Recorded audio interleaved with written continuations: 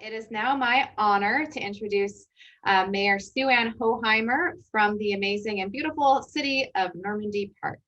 Thank you.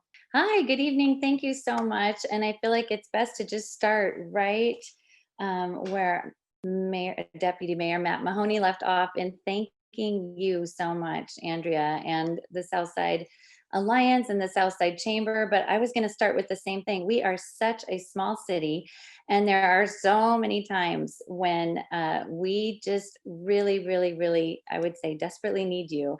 And you've always come through for us on every occasion. We are so thankful for the work that you do in supporting the small town of Normandy Park.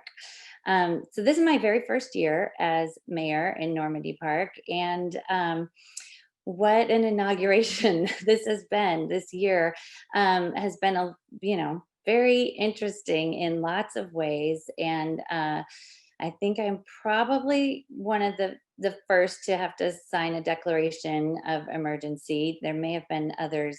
I don't know, maybe like a Cuban Missile Crisis or something way back. But in modern day, I don't recall that there's been any other need to do such a thing.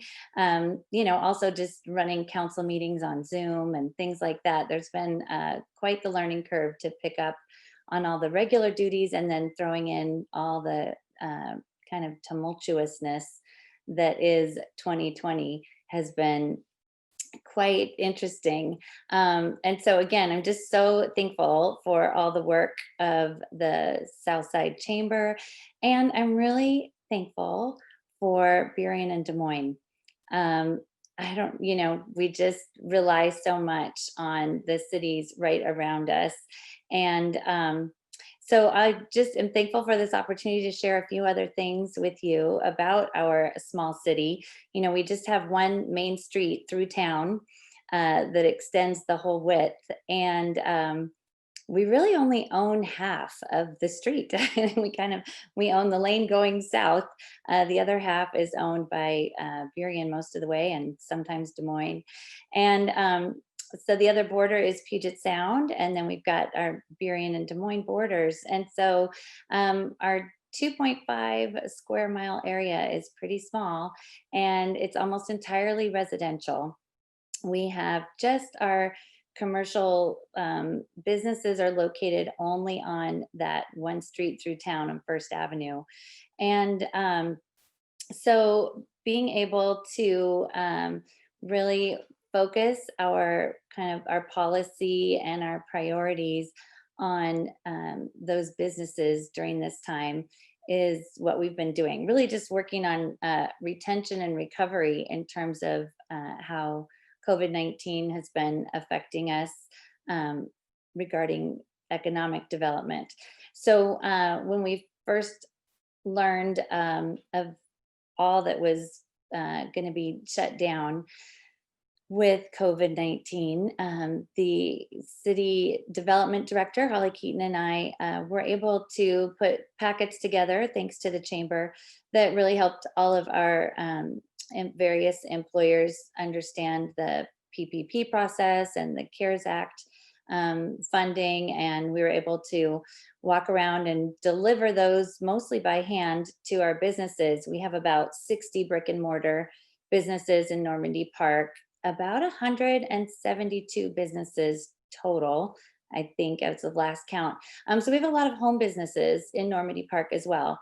And moving forward, we are looking for lots of ways to continue to really support the home businesses that we have here.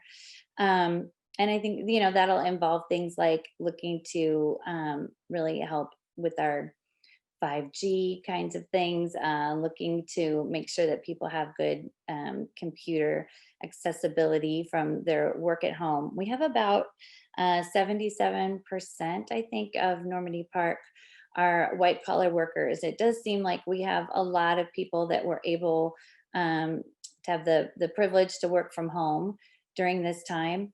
And so we are really kind of bustling around here. Lots and lots of people are out on our streets walking. We're a big walking city, and hiking, and we have 8 public parks, and quite a few of those are great for hiking in. and about 80 acres of them are forested. And so people have been really able to explore and enjoy the parks that we have in Normandy Park. And I think that we've been fairly quick to do some readjusting. Our city is known for lots of festivals and events where social distancing would have been a little bit challenging. And so we've been able to incorporate lots of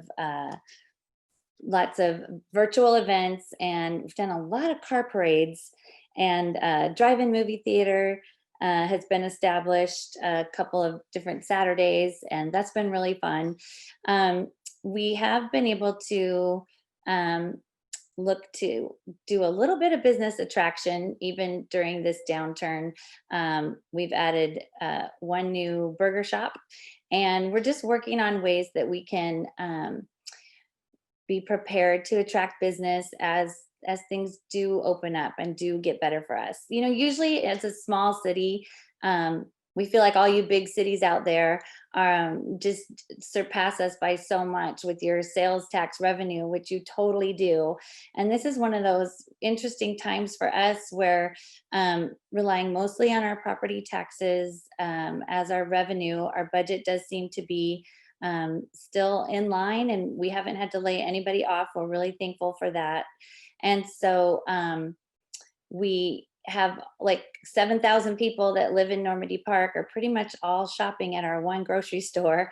And we have two hardware stores. And so it looks like lots of people are into their doing their own home projects. And so those two hardware stores are also doing pretty well. And so we just feel really thankful that we've at least got three big businesses that are able to be fully operational at this time.